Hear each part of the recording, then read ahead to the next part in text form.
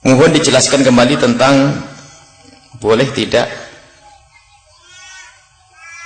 wanita yang sedang hamil di luar nikah. Pertanyaannya maksudnya, atau orang hamil menikah, barangkali salah tulis kayaknya. Orang hamil menikah. Jadi mungkin orang hamil di luar nikah mau menikah, mungkin begitu maksudnya.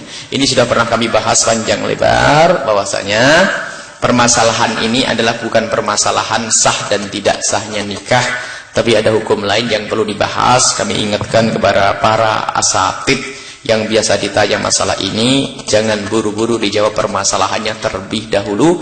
Kalau memang ada kejadian yang perlu disentuh adalah kesadaran seorang wanita yang terjerumus dalam zina, dia mau tobat atau tidak. Kalau buru-buru kita beri solusi, ternyata habis melahirkan zina lagi, bahkan barangkali pertolongan yang diberikan itu semacam dukungan kepada perzinaannya. Maka hukumnya sederhana di dalam madhab, dalam fikih itu. Kalau orang lagi hamil, itu hamil karena suami. Wa ulatul ahmali. Orang-orang wa ulatul ahmali, ajaluhunna ayyadna hamlahunna. Dalam Al-Quran disebutkan, jika wanita itu hamil, maka masa penantiannya untuk iddah itu adalah kalau sudah melahirkan. Maka seorang wanita hamil tidak boleh dinikahkan. Cuman wanita apa ini? Di dalam Al-Quran itu disebut ceritanya wanita yang bersuami. Maka kalau wanita tidak bersuami adalah tidak masuk di dalam bab ini. Cuman dalam hal ini ternyata memang ulama berbeda pendapat. Di dalam menurut jumhur ulama, pernikahan perzinaan itu tidak dianggap karena hina. Jadi tidak akan merubah apapun, sehingga nasab tidak akan nyambung kepada bapak yang menzinai, sehingga kehamilan di luar zina seolah-olah tidak ada bapaknya. Karena tidak ada bapak, maka wanita yang lagi dalam keadaan hamil boleh dinikahkan. Ini menurut jumhur ulama, madzhab Imam Abu Hanifah, Imam Malik dan Imam Asy-Syafi'i radhiyallahu anhu. Adapun menurut mazhabnya Imam Ahmad, beliau adalah juga orang besar, orang hebat. Beliau menurut mazhab Imam Ahmad bin Hanbal bahwa ini adalah umum. Semua yang hamil tidak boleh dinikahkan kecuali sudah melahirkan. Ini adalah secara umum pembahasan perbedaan antara ulama. Cuman kalau kita memberikan solusi kepada kejadian yang sesungguhnya itu harus hati-hati. Yang pertama, zina adalah busuk dan hina. Yang namanya zina adalah sebab kehinaan. Ketahuilah kalau ada aibnya zina itu tidak seperti aibnya maksiat yang lainnya. Kalau ada orang bekas mabuk, ternyata jadi tobat, sadar, orang akan bisa bangga. Mabuk, dulu mah pemabuk, tapi sekarang Masya Allah. Tapi kalau urusan zina, Allah, yang namanya aib dan celah itu akan nempel di jidat anak keturunannya. Oh, itu yang dulu ibunya zina, kakeknya zina, ini zina, Masya Allah. Cuman kenapa orang pada tidak takut dengan ini semua? Itu di dunia, belum lagi di hadapan Allah Subhanahu wa ta'ala. Kehinaan ini luar biasa. Semoga Allah mengampuni semua yang pernah terjerumus dalam zina. Jadi ini yang harus kita ingatkan, zina adalah busuk, zina adalah hina, zina adalah kotor. Jangan sampai mendekati zina, walau taqrabuz zina, jangan engkau mendekati zina. Begitu kotornya zina, bukan zinanya langsung yang dilarang oleh Allah dalam Al-Quran, tapi yang dilarang mendekati zina dengan proses ta'aruf yang didolimi. Ya, ta'aruf itu kan bahasanya Arab, dipikir Al-Quran, hadis Nabi, ta'arufu, salinglah engkau berkenalan, pacaran. Itu adalah program-program orang di luar Islam. Makanya ada anak-anak kita kalau ikut program pacaran ini akhirnya ikut rombongannya orang di luar Islam. Nah, ini menjadikan sebab orang terjerumus dalam zina. Lah kalau apapun bentuknya, kok tiba-tiba di masyarakat kita terjadi yang namanya perzinaan, maka zulumnya zina, hina. Tapi setelah itu kewajiban kita bersama, lebih khusus para ustadz, untuk menolong orang yang terjerumus dalam kezinaan itu untuk menjadi mulia. Gimana cara menolongnya? Ajari dia untuk menyesal. Yang kedua, tutup aibnya. Cara menutup aib ini harus diajari. Makanya dia harus kita upayakan untuk tidak bercerita kepada siapapun. Kadang ini Masya Allah, Kalau kita katakan bodoh, dia juga sarjana kadang-kadang. Kalau dikatakan bodoh, dia juga anak cerdas. Cuman memang urusan zina adalah hawa nafsu, nggak pandang orang cerdas atau orang pintar. Hawa nafsunya yang nungganginya, sehingga orang berzina. Nah, kalau sudah terjerumus yang demikian itu harus kita arahkan kepada kemuliaan. Berzina adalah hina. Berzina adalah kotor. Ini harus, setelah itu baru kita kasih solusi. Kalau sudah terlanjur hamil di luar nikah, Masya Allah, yuk kita ajari dia untuk bisa menutup aibnya. Katakan, jangan kau bercerita kepada siapapun, sebab manusia tidak akan bisa memberi maaf. Yang memberi maaf hanya Allah. Maka aib zina itu ditutup. Terus gimana solusinya? Tentunya harus ada solusi. Apakah dia harus dinikahkan dengan orang yang menghamilinya? Loh, jangan langsung begitu dong prosesnya. Iya, kalau yang menghamili orang baik. Kalau yang menghamili adalah memang orang kerjaannya zina dan sengaja menjerat wanita tersebut untuk bisa dinikahi, berarti kalau kita nikahkan wanita ini dengan laki-laki ini, berarti kita menjerumuskan wanita tersebut kepada kehinaan. Laki-laki itu juga pezina, pemabuk, nggak sholat. Akankah kita nikahkan wanita itu dengan laki-laki itu? Kalau kita memaksa menikahkan, berarti kita masuk pada kedoliman kepada orang lain. Lalu bagaimana? Ya kalau memang dia orang jahat gak benar, ya jangan boleh menikah dengan dia dong. Tapi anaknya bagaimana? Masalah itu masalah lain. Baru ini tugas, bagaimana anak ini tanpa harus menikah dengan dia, tapi dia tetap dalam posisi terhormat. Bisa saja. Kemudian diajak, mungkin ya harus kita pindah seperti diajarkan Rasulullah, hijrah ke tempat yang lain. Agar tidak tahu. Kan mungkin kita setting dia mungkin kalau harus ada yang menikahi lain, ini pembahasan lain. Yang penting tidak harus kita nikahkan dengan laki-laki yang menzinai.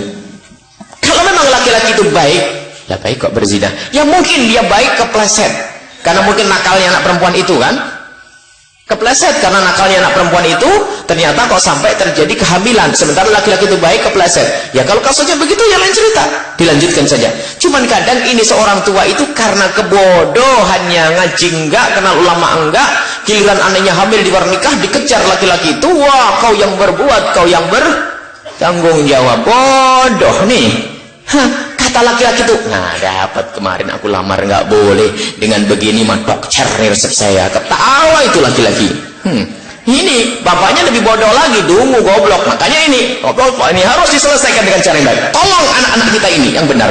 Jadi mendidik anak itu bukan di saat anak itu mulai disekolahkan saja, tidak. Mendidik anak mulai sebelum lahir, saat lahir, mulai dewasa, mulai bisa ngomong, dewasa, sampai anak melanggar, orang tua harus ikut campur di dalam mendidik anak. Beri solusi yang baik untuk dia. Harus ada solusi. Solusinya bagaimana? Tidak usah berandai-andai, karena ini tidak ingin terjadi pada kita. Amin. Akan tapi harus ada solusi. Maka konsultasi kepada orang-orang yang mengerti. Intinya satu, gimana ini tertutupi sampai orang kampung tidak ada yang tahu kalau dia berzina. Sampai anaknya sendiri tidak mengerti kalau ibunya berzina. Ini masalah. Kemudian masalah menikahkan. Orang yang lagi main di luar nikah. Nah ini tinggal tujuannya. Kalau tujuannya untuk menutup aib, ya bolehlah dilakukan yang demikian itu. Tetapi ingat, kalau masalahnya yang menikahi itu bukan yang menghamilinya. Jika yang menikahi itu yang menghamilinya, kemudian yang menikahi itu kok sempat merawat perutnya selama 6 bulan, maka anaknya langsung nyambung nasabnya kepadanya secara otomatis. Kalau baru 3 bulan lahir, maka biarpun sang suami itu adalah suami ibunya, di saat ia lahir suaminya sudah menjadi suami ibunya, karena bayi tidak pernah dilawat di dalam perut sang istri lebih dari 6 bulan, maka anaknya nasabnya tidak bisa nyambung. Baik, biarpun dari air maninya tidak nyambung, nggak bisa saling mewarisi. Masalah mahram sih iya, karena anak istrinya kan mahram. Ya mahram sih iya, tapi urusan waris dan tidak bisa menjadi wali. Kemudian setelah itu, kalau memang ya yang menikahi adalah orang di luar atau orang bukan orang yang menghamilinya, maka sama kasusnya. Kalau yang menikahi orang lain, kalau ternyata orang tersebut menikahi wanita tersebut, kemudian sempat setelah mau dikumpuli baru 6 bulan lebih kok lahir, maka nasabnya bayi ini nyambung kepada bapak yang menikahinya, biarpun bukan dari air maninya. Inilah yang kita bahas, akan kita tekankan di sini. Ini problem dong, bukan air maninya kok nasabnya nyambung. Akan tapi jika tidak sampai 6 bulan kok lahir, maka tidak nyambung nasabnya. Yang bermasalah adalah di saat lahir lebih dari 6 bulan. Mungkin ada seorang bapak menyadari anaknya mulai hamil. Na'udzubillah. Semoga Allah menjauhkan kita semua dari ini. Tiba-tiba langsung ingin dinikahkan. Lah yang menikahi ini ternyata sempat merawat 8 bulan, 7 bulan. Maka nasabnya otomatis nyambung kepada yang menikahi ibunya. Tapi ini bermasalah. Lah dia bukan dari air maninya. Dan kenapa wanita kok dihukumi semacam ini? Berarti kan tidak adil dong. Kasihan dong wanita menanggung beban sendiri. Ya. Permasalahannya adalah urusan nasab harus jelas. Sebab yang mau berzina sekali akan mungkin berzina 2 dan 3 kali. Yang mau dengan laki-laki 1 karena sudah tidak takut kepada Allah, tidak mustahil bisa dengan 2, 3, 4 laki-laki. Ini adalah wanita hina rendah. Maka kalau tidak segera kembali kepada Allah, ya begitu kerjaannya hanya mencari laki-laki dan itu busuk. Dan dia yang punya perut, kandungan yang ada di dalamnya. Jadi tidak bisa dipastikan ini adalah kandungan dari si A. Karena mungkin dia dengan yang lainnya, mungkin dengan dia. Pasti saya tidak dengan yang lainnya, hanya dengan dia. Apapun bentuknya hukum seperti ini, ya, agar wanita pada berhati-hati. Kenapa ditekankan hukuman kepada wanita? Sebab apa? Semuanya sebab jangan dianggap laki-laki. Ini semuanya bermula dari wanita sendiri, mulai dari dia membuka auratnya. Sudah mau diajak berduaan, ini dari wanita. Nggak ada. Kalau wanita itu menjaga diri, laki-laki bingung. Terjadi perzinahan hamil di luar nikah itu bukan sukat, bukan baat. Pemerkosaan terjadi sedikit sekali. Kalau kasus pemerkosaan di dalam Islam tetap kasusnya sama, tapi suaminya dibunuh tuh. Kan begitu. Apa laki-lakinya dihukum? Jangan mengatakan tidak adil. Ya ada, Islam sangat adil. Ada seorang laki-laki memerkosa seorang perempuan sampai hamil. Ya justru keadilan Islam jangan dinikahkan dong. Kalau dinikahkan itu masalah. Nah, memperkosa, laki-laki perkosa, akan kita nikahkan dengan wanita tersebut. Musibah. Lalu gimana? Kita cari solusi agar wanita ini tertutup aibnya. Adapun laki-laki ini bagaimana? Enak aja dia berbuat begitu. Kalau ada hukum Islam tuh, kalau dia punya suami, punya istri, potong, dirajam itu. Kalau dia tidak, maka dihukum cambuk plus karena dia memperkosa. Bahkan kalau memperkosai termasuk, ini bisa saja masuk bab orang yang melakukan kejahatan yang boleh dipotong kedua tangannya, tangan dan kakinya. Bahkan ada yang boleh dibunuh kasus-kasus semacam ini, pendapat ulama, karena dia membuat kedoliman yang semacam ini. Ini adalah hukuman. Jadi kalau Islam bertegak itu adil, indah. Jadi nggak ada kasihan bener. Pernah kita suatu ketika ngomong sama seorang yang kebetulan baru kenal Islam, sehingga tuh, dan barangkali dia adalah punya kisah yang sama. Mungkin kisahnya adalah jika punya dia seperti itu. Waktu dia mungkin dihamili seorang laki-laki, akhirnya tidak sempat menikah. Akhirnya laki-laki itu masih merasa bahwasanya dia bertanggung jawab pada anak-anaknya. Sehingga sang wanita itu menganggap itu nasabnya nyambung, sehingga suruh mencari bapakmu adalah itu. Di saat kita mengatakan tidak, kok enak kali dia yang berbuat, bagaimana dia lepas dari tanggung jawab? Oh, bukan masalah tanggung jawab. Kalau tanggung jawab membiayai orang lain itu tidak harus anak, tidak harus yang lainnya. Orang baik selalu berbuat baik. Jangan permasalahannya begitu hukum Islam. Ya nggak adil dong. Kalau memang urus-urus keadilan itu harus dihukum itu suami itu, karena berani menodai seorang perempuan. Nah kalau suka sama suka, kenapa engkau menuntut suka sama suka? Karena ada tanggung jawab di sini. Ini kan permasalahan karena kita memandang picik sebuah permasalahan, lalu yang dituduh adalah Islam. Islam mengatur semuanya. Baik, kita lanjutkan tadi sedikit karena ini penting sekali dan mohon nanti tidak usah diulang lagi. Ini sudah tuntas, ini sudah sering membahas. Lah kalau seorang wanita dinikahi, naudzubillah, seorang wanita dalam keadaan hamil kemudian dinikahi laki-laki yang bukan yang menghamilinya, bukan air maninya tadi, maka dalam hal ini dia berbenturan dengan satu hukum yang khusus namanya babul li'an. Dan ini mohon maaf, Ustadz mendatangkan fatwa di sana sini tidak pernah disinggung. Ini yang harus kita sampaikan. Bukan ustadznya tidak mengerti, barangkali terlalu buru-buru dalam menjelaskan sehingga tidak tuntas. Jadi begini kaidahnya di dalam fikih kita, kalau ada seorang suami meyakini apa yang ada di perut istrinya itu bukan dari air maninya, maka dia wajib menolak sang janin yang ada di perut istrinya. Sebab kalau tidak ditolak nasabnya nyambung. Mohon maaf, suami ada di negeri dan jauh di sana, istrinya jauh 10 tahun nggak ketemu, tiba-tiba hamil, naudzubillah.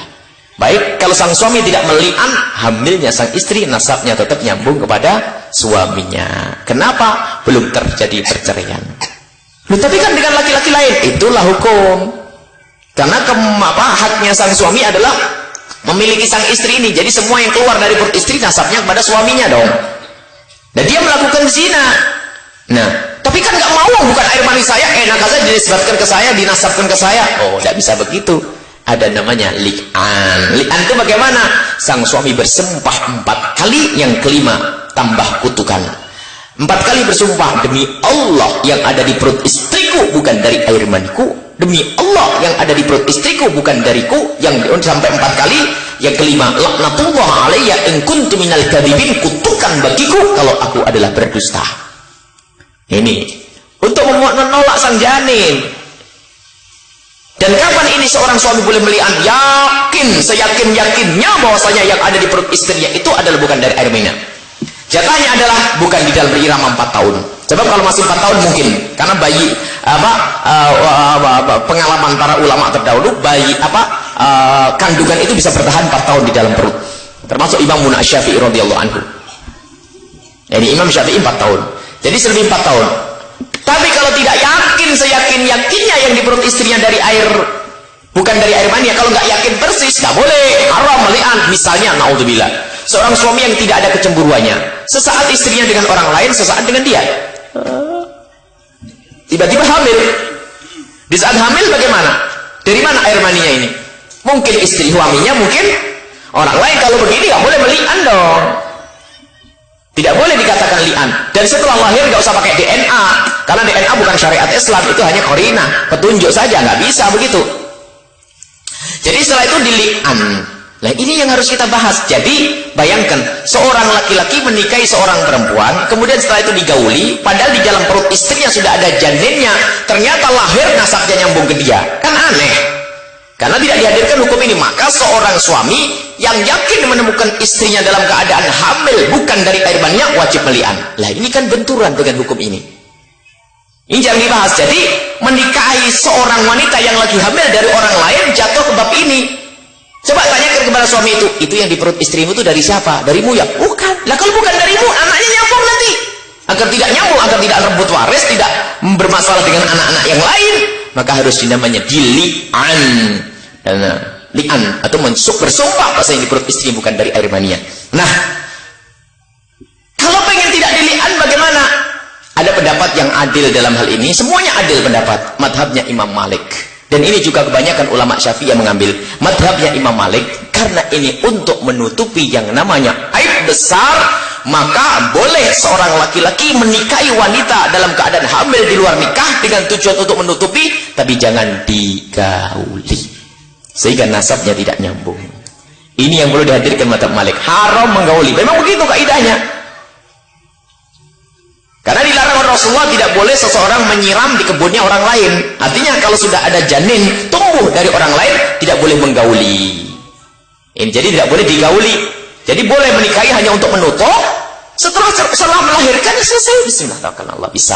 Jadi seolah-olah ini janda mulia, ya kan begitu. Tapi nasabnya tidak nyambung karena tidak digauli. Ini yang jarang dihadirkan, dan ini adalah penting untuk menghadirkan madhab kita Imam Malik rahimahullah. Ini bukan ini madhab yang bisa dipakai karena ulama besar Malikiyah bahwasanya boleh menikahi seorang yang dalam keadaan hamil tapi tidak boleh digauli. Ini saja, semoga Allah menjauhkan dari problem ini. Ini adalah busuk.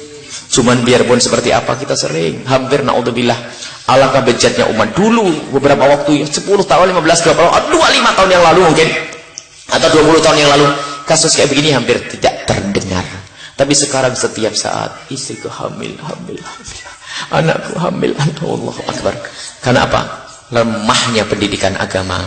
Pun demikian orang tua tidak sadar, anak diberi fasilitas macam-macam sampai anak kenal ini, kenal itu, naudzubillah. Hingga zina itu menjadi biasa. Ibunya rajin ibadah, anaknya zina, mau kemana? Bapaknya rajin ngaji, anaknya zina, mau kemana? Kita harus perhitungkan betul masalah anak-anak. Jadi ingat, kalau masalah perzinahan ini menutup aibnya yang paling penting. Jadi boleh kita menikahi untuk menutup aib, tapi ingat, kalau digauli maka ada hukumnya dosa haram. Masya Allah. Ini saja.